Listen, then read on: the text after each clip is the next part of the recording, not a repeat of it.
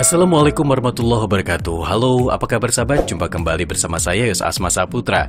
Dan kali ini kita masih bicara soal voice over, ngolah suara supaya suaranya bisa menghasilkan tentunya uang ya. Nah, untuk Anda yang ingin tahu tentang voice over, kita akan bahas sedikit dan juga sedikit tentang dubber film. Tapi sebelumnya, Anda jangan lupa subscribe channel ini agar saya semangat ya untuk membuat video-video terbaru.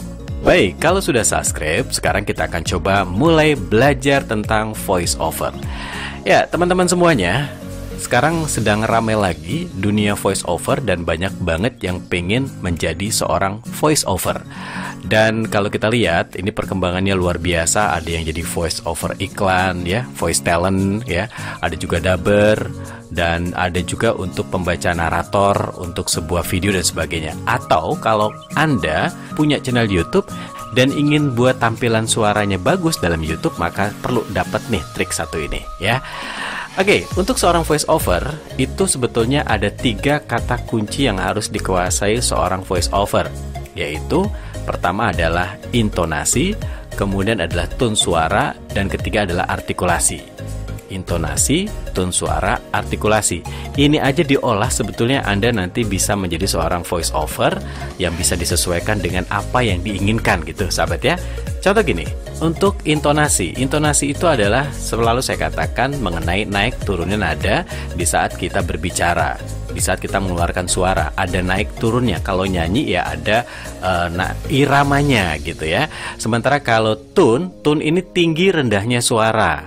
Itu ada 3, ada yang low, middle, dan juga high. Keras lah gitu ya, tinggi. Nah sahabat, yang ketiga adalah artikulasi. Ini penting banget, karena sebagus apapun suara Anda, kalau artikulasinya nggak jelas, susah dimengerti oleh orang yang mendengarkan iklan tersebut. Oke, kita lanjut pada intonasi. Intonasi selalu saya ajarkan kepada teman-teman untuk bisa melatih bagaimana tinggi turun naik suara kita. Yaitu misalnya 1, 2, 3, 8, hai, pendengar. Nah gitu, jadi kita ngelatih seperti itu tuh. Latihan aja kayak gitu ya. Nanti akan terbiasa membuat naik turunnya suara yang dihasilkan. Hey, halo, apa kabar semuanya? Sehat selalu bukan? Nah kayak gitu ya misalnya. Terus kemudian kalau tone ini kita bisa melatih juga sahabat. Caranya adalah Anda membuat suatu kalimat ya, tapi dibacanya dengan beberapa nada, beberapa tone. Misalnya tone rendah. Misalnya, hai, datang segera ke toko terbaru kami. Itu ya, tone yang rendah. Kalau agak tengah-tengah, hai, datang segera ke toko terbaru kami. Gitu ya. Oke, kalau yang tinggi, hai, datang ya segera ke toko kami.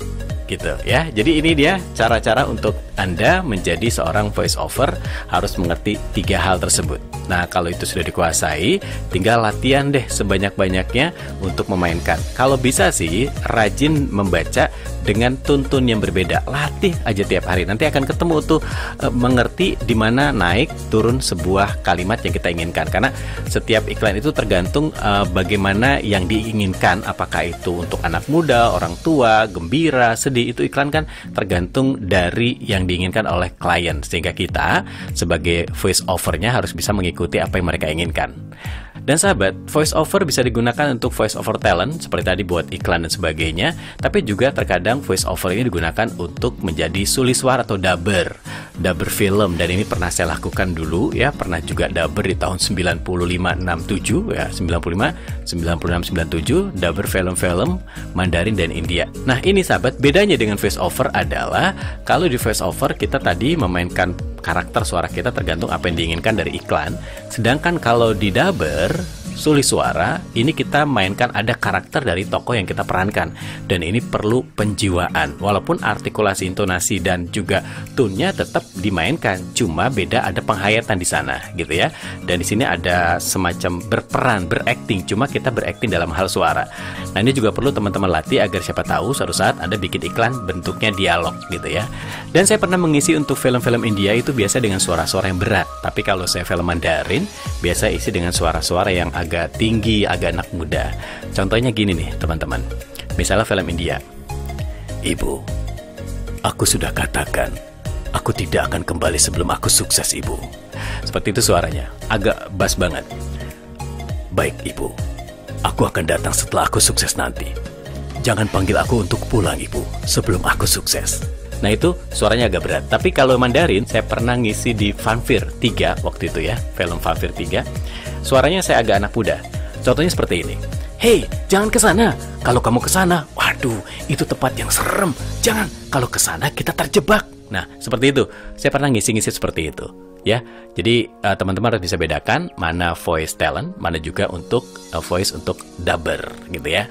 Oke, itu dulu kira-kira siapa tahu ada sedikit gambaran buat teman-teman yang ingin menjadi seorang voice over.